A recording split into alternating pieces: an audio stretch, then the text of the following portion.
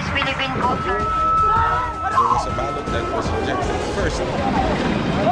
Live mula sa GMA Network Center, ito ang 24 Oras.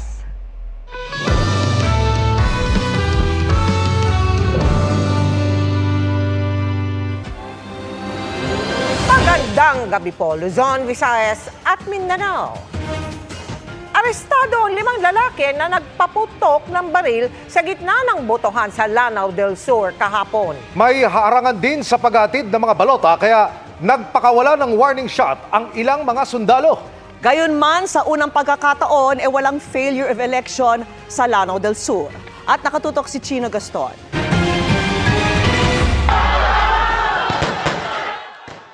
Patapos na lang ang botohan, kinailangan pang magpakawala ng warning shots ang mga sundalo at pulis sa ilang voting precinct sa Marawi. Yan ay para palayuin nila ang mga nagtipon-tipong taga-suporta ng isang mayoral candidate ng lungsod pasado alas 6 kagabi. Napatras man ang grupo, hindi sila umalis at patuloy na nagbantay. Alas 5 nagsimulang dumami ang mga taga-suporta na unang naharang ng mga sundalo at pulis. Ayon sa isa sa kanilang mga leader, nais nilang puntahan ng grupo ng kanilang mga poll watcher na umano'y hinahara sa loob ng voting precinct. Puprotekta po sa bawat mamamayan po. Sana po maintindihan niyo po kami kasi nagkakaroon po ng dayan po. Yun lang po, ang hinihiling po naming mga sibilyan po. Inabot pa ng pasado alas 9 ng gabi nang mailabas ang ballot boxes para dalhin sa munisipyo. Pero alas 11 na ng gabi bago nakarating ng munisipyo ang convoy ng mga guro na nagsilbing electoral board na ineskorta ng maraming pulis at sundalo. Sa bayan ng Pualas, 5 lalaki naman ang inaresto matapos umanong magpaputok ng baril sa labas ng polling center habang nangyayari ang botohan. Pinadapa sa damuhan ng mga lalaki at kinapkapan ng mga sundalo. Maaring maharap sila sa paglabag sa election gun ban. Bagaman sa kabuuan, 3 ang namatay sa election-related violence sa buong Lanao del Sur, ito naman ayon sa AFP ang unang pagkakataon na walang naitalang failure of election sa anumang bayan ng lalawigan. Malaking tulong ang karagdagang 2 batalyon ng sundalo na ipinadala rito para sa election period. First time nangyari sa Lanao na walang failure of election. So, maganda yung ating nagawa dito ngayon sa election ng 2025. Sana tuloy-tuloy na ito. Mula rito sa Marawi City, Chino Gaston, nakatutok 24 oras para sa eleksyon 2025. Gumugulong na rin ang pagka-canvass ng National Board of Canvassers sa mga boto para sa mga senador at party list. Mabilis naman daw ang proseso kaya sabi po ng COMELEC, posibleng sa Biyernes o sa Sabado ay makapagproklama na ng mga senador. Nakatutok live si Sandra Aguinaldo. Sandra. Yes, Vicky, sinimula na nga ng National Board of Canvassers yung pagka-canvass ng mga boto para sa senador at sa party list. 13 po na certificates of canvass na yung nabilang dito, pero ayon po sa COMELEC ay bukas pa nila ilalabas yung running total ng mga boto.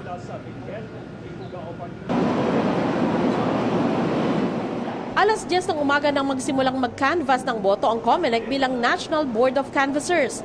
Kabuang bilang ng 175 na Certificates of Canvass o COC ang ika-canvass dito. Ayon sa COMELEC, masasabing mabilis ang kanilang pagka-canvass. Wala tayong nire-refer sa tabulation and audit group. Doon sa mga nag-manual election po, natatandaan yung tab and audit group. Wala po tayong ganun ngayon. So, anong wala na. Sir, anong replacement? Hindi po kailangan dahil automatic na nagtatabulate yung system eh. Hindi po natin kakailanganin. Kung meron man pong issue, it will be referred to the supervisory committee. Si supervisory committee po, nandyan si legal group, nandyan yung audit group. Pero bukas pa raw sila makakapag-release ng partial and official results dahil sa ginagamit nilang system. Pumapasok lamang ang resulta ng mga COC pero hindi ito naglalabas ng running total. Nakikita po natin doon sa sistema, pag tinignan nyo po, wala po nakalagay doon na running tally. Nagmamano-pano po na nagtatali yung ating grupo dito, ang control and releasing group, para sa kabatiran ng lahat.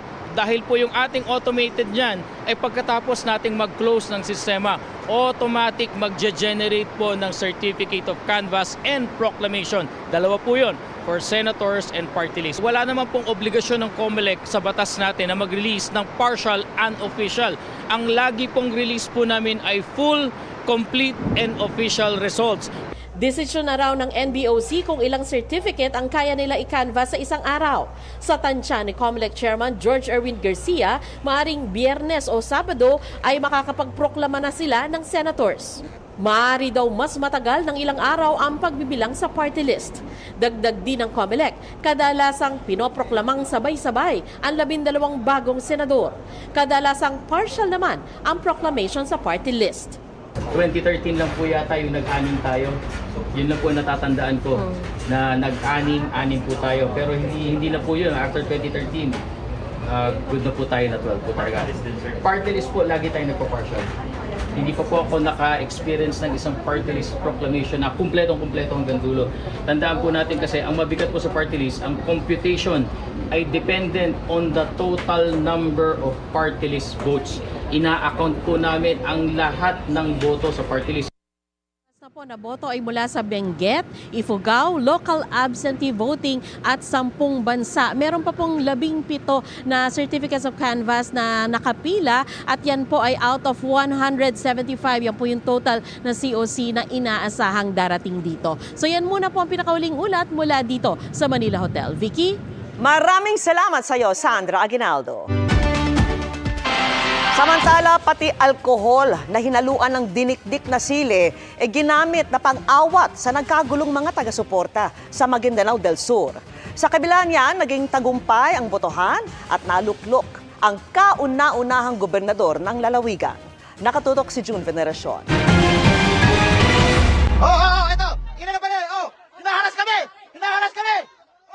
Sa harap ng mga gulo sa araw ng eleksyon kahapon, nagamit ng mga sundalo mula sa 601st Brigade ang kakaiba nilang sandata. Chili spray ang tawag nila rito, alkohol na hinaluan ng dinikdik na sili. Sa kabila ng tensyon sa pagitan ng mga supporter ng mga kandidato sa ilang bayan sa Maguindanao del Sur. Sige, ako na po. Hindi ka makalabas dito. Yes sir, ako na. Pilit na namagitan ng mga sundalo. Para po sa kapayapaan na hinihiling natin, manggagaling po yan dapat sa atin. Kiusap po tayo, lahat na po nang tapos na. Dahan-dahan na po na tayo mag-exit. Nagbukas at nagsara ang mga presinto na walang naitalang nasawi. Sa pangkalahatan, generally, we can still say, no, as a conclusion na general peaceful naman, no? Additional proseso yung augmentation, nakatulong yon, nakakontribute yon ng malaki, kaya nagkaroon tayo ng ganitong relatively successful conduct ng election dito sa ating area. Pagkatapos ng botohan, dito sa loob ng kampo ng 6th Infantry Division ng Army, ginawa ang canvassing para matiyak ang seguridad ng lahat at hindi madelay ang proseso. That after such canvass, it appears that Ali Timbang garnered 177,162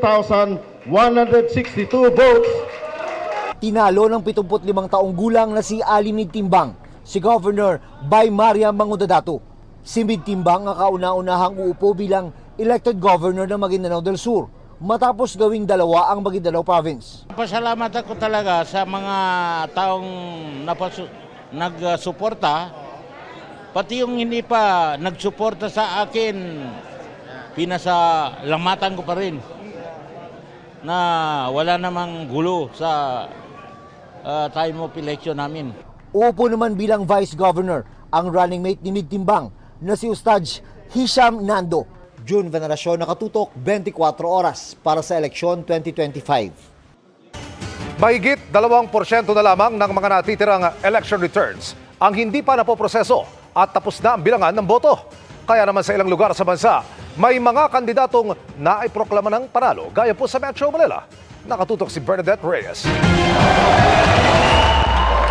Sa kanyang ikatlo't huling termino, muling mauupo sa pagkaalkalde ng Pasig si incumbent Mayor Vico Soto. Sa laban na ito ngayong 2025, naipakita po natin na ang tao ayaw na sa tradisyonal na politika, ayaw na sa siklo ng korupsyon at maduming politika, ayaw na ng mga lumang kalakaran gaya ng vote buying.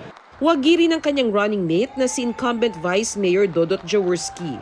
Muli ring mauupo bilang Malabon Mayor si Jeannie Sandoval. Ito po ay udyat na ako po'y lalong magbibigay ng mas maigting, mas maalam at mas dedikadong serbisyo publiko. Habang si Edward Nolasco ang nanalong Vice Mayor. Maaga ring naiproklama si incumbent San Juan Mayor Francis Zamora na nasa ikatlo na niyang termino. Panalo rin si incumbent Vice Mayor AAA Agkawili. Third term na rin ni Pasay City Emmy Calixto Rubiano. Sa aking mga kababayan na yung tiwalang binigay nila sa akin mula noon hanggang ngayon ay talagang pinakaiingatan ko. At ito po'y sinusuklian ko ng tapat at higit pa sa sapat ng pagdinig. Ang pamangkin niyang si Mark Calixto ang nanalong Vice Mayor ng lungsod. Huling termino na rin ni incumbent Quezon City Mayor Joy Belmonte at ng kanyang running mate na si Gian Soto. Ipagpapatuloy po natin ang pagsulong ng good governance sa ating lungsod kasi yan ang pamamaraan ko para itaas ang budget ng ating lungsod at sa gayon ay mapalawak pa ang serbisyo para sa ating mga mamamayan. Muli namang manunungkulan ng isa pang termino si Caloocan City Mayor Along Malapitan kung saan tinalo niya si dating Senator Antonio Trillanes IV. Masaya tayo no, na na-appreciate ng mga taga-Caloocan yung mga ginawa natin nung ating first term. So sabi ko nga pagpapatuloy natin yung mga ginawa natin. Ang ama ni Along na si Congressman Oscar Malapitan, wagi bilang 1st District Representative. 18 taon ang hawak ng mga malapitan ang naturang posisyon. Wagi rin si Vice Mayor Karina Te. Second term na rin ni Taguig City Mayor Lani Cayetano, may bahay ni Senator Alan Peter Cayetano. Ipinroklama naman bilang Vice Mayor ang running mate niyang si Arvin Ian Alit. Re-electionist at lone candidate din si Wes Gatchalian na alkalde ng Valenzuela, habang si Valenzuela District 1 City Councilor Marlon Alejandrino ang Vice Mayor. Lone candidate rin ang muling nahalal na alkalde ng Muntinlupa na si Rufy Biason, habang Vice Mayor naman si Fanny Teves. Pareho ring unopposed ang nanalong mayor ng Navotas na si John Ray Chanco at Vice Mayor na si Tito Sanchez. Gayon din si Mandaluyong incumbent Vice Mayor Menchie Abalos na ipinroklamang alkalde ng lungsod. Siya ang may bahay ni senatorial candidate Benhur Abalos. Unopposed din ang tumatakbong Vice Mayor na si Anthony Suva. Unang termino naman sa pagkaalkalde ng Las Piñas si April Aguilar, habang vice-alkalde naman ang ina niyang si incumbent Mayor Imelda Aguilar. Maraming salamat sa inyo. Sabi ko nga po, isa tabi na natin yung politika. Magsama-sama tayo, magtulungan tayo para sa ikaunlad na Las Piñas. Ipinroklama naman sa pagkakongresista si incumbent Las Piñas City Councilor Mark Anthony Santos, kung saan tinalo niya ang 3 katunggali kabilang si Senator Cynthia Villar. Sa Makati City, idineklarang alkalde si incumbent Senator Nancy Binay, kapatid ni senatorial candidate at incumbent Makati Mayor Abby Binay. Tinalo niya ang asawa ni Abby na si incumbent Makati 2nd District Representative Luis Campos. Ipinroklama na ring Vice Mayor si Makati Representative Kid Peña. Sa Parañaque, si 1st District Representative Edwin Olivares ang nanalong alkalde. Sa Pateros, idineklarang alkalde si Gerald Herman, habang si Carlos Santos naman ang pinroklamang Vice Mayor. Bernadette Reyes, nakatutok 24 oras para sa eleksyon 2025. Magpapalit lang sa pwesto ang maginang Pineda na gobernador at vice-gobernador ng Pampanga.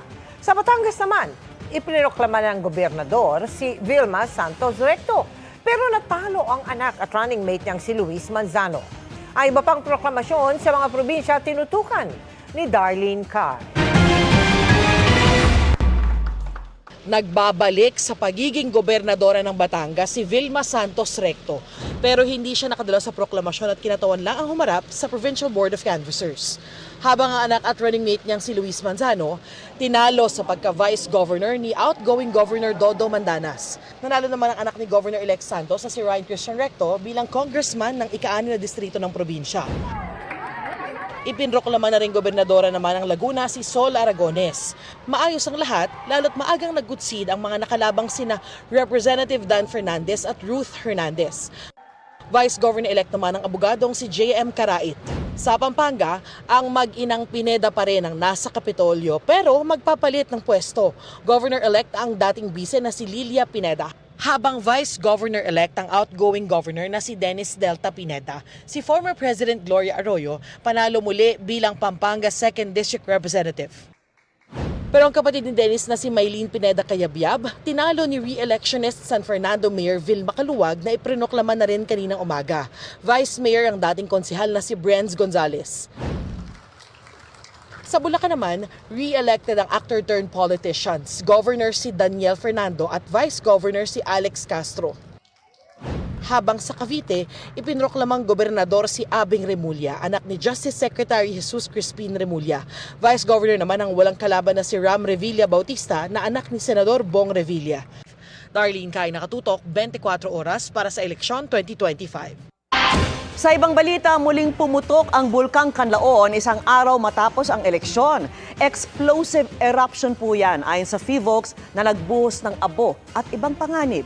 Nakatutok si Mav Gonzales. Mag-aalas 3 ng madaling araw kanina, natanaw ng ilang residente ng La Castellana, Negros Occidental ang biglang pagliwanag na tila nagsanib sa makapal na usok na umangat sa himpapawid. Ang liwanag mula pala sa pumutok na Bulkang Kanlaon na ayon sa PHIVOLCS ay isang explosive eruption. Kitang-kita rin ang biglaang pagputok ng bulkan sa mga larawang ito. Nakuhanan din ang aktual na eruption sa mga camera footage ng PHIVOLCS. Nagtagal ang pagputok ng 5 minuto at nagbuga ng kulay abong plume o pagsingaw na umabot sa 3 kilometro ang taas. Ayon sa PHIVOLCS, nakarinig din ng dagundong sa ilang bahagi ng Canlaon City at La Castellana. Kapag ang bulkan ay biglang naglabas ng gas at iba pang volcanic materials, naglalabas din ito ng napakalakas na energy. So ito ang sanhi ng malakas na ugong o rumbling sound na narinig ng ating mga kababayan. Nakapagtala naman ng ashfall o pagpatak ng abo sa ilang komunidad ng Negros Occidental. Sa Carlota City, nabalot ng abo ang mga kalsada. Bakas din ang asphalt sa mga bubong ng bahay. Pati sa mga halaman na halos mabura na ang kulay.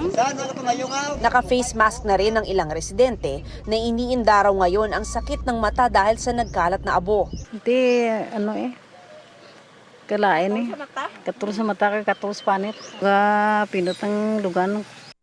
Ang pag-ulan ng abo, perwisyo rin sa ilang motorista na nabalot din ng abo ang helmet at sasakyan. Paliwanag ng PHIVOLCS, dahil sa pagbara pa rin sa crater at sa ilalim ng bulkan ang tinitingdang dahilan ng muling pagputok nito. Bukod sa ashfall, nagbabala rin ng PHIVOLCS sa panganib ng pyroclastic density currents o PDC. Ito yung combination ng gas, volcanic ash, and volcanic debris. And mabilis yung daloy nito. Bumabagsak ito sa dalisdis ng bulkan. And delikado ito dahil it can incinerate everything on its path. Kayang sunugin ang vegetation, makakasira ng mga area-area sa dinadaanan nito, pati na rin sa, pwede rin itong kumitil ang buhay. Sa ngayon, nananatili ang Alert Level 3 sa Bulkang Kanlaon. Mahigpit na ipinagbabawal ang pagpasok sa 6-kilometer radius permanent danger zone. Kung mag-escalate further yung activity ng bulkan, we may raise the alert level from 3 to 4, and with that, we may also extend the danger zone. Nung nakaraang buwan, nagkaroon din ng explosive eruption ng Bulkang Kanlaon at kung may nagbabadya pang mas malaking pagsabog. Base sa current parameters that we are monitoring, that we have recorded, may posibilidad na pwedeng magbago o may mas malakas pa na pagsabog sa mga susunod na araw. Para sa GMA Integrated News, Mav Gonzales, nakatutok, 24 oras. Good evening mga kapuso! Summer's not yet over sa iflinex na photos by the beach ni Slay star Derek Monasterio. Ang co-stars niya sa series di rin nagpahuli sa pagiging fitspiration. Makichika kay Nelson Canlas. Di lang ang girls ng GMA at View Philippines Collab Series ang nagpapatunay sa salitang slay, kundi pati ang boys na kasama nila sa series. Dagdag sa init ng panahon ang sizzling hot photos by the beach ni Zach, Derek Monasterio while flexing his toned abs. Giving main character energy din si Derek na nahook sa deep sea fishing. Kasama pa niya ang kanyang real-life girlfriend na si El Villanueva. Bumili kami equipment, tapos mag-rent kami ng parang maliit na boat. So, ganun, malalim talaga, mga 50 meters. Yung pinauna namin pangingisda, nakahuli agad kami ng sobrang laki. So nagulat kami. So parang wow, sarap pala ng feeling na parang feeling mo na may lumalaban at the end of the line. Astigman at dedicated sa pag-imbestiga sa pagkamatay ni Zach.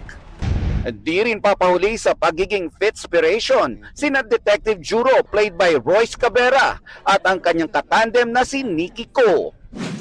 Si Jay Ortega naman tumakbo sa bagong era ng fitness. Dahil sa isang injury, no-go na ang weights kaya cardio is life na para sa kanya. Yung left knee ko kasi nagkaroon ako ng MCL way back.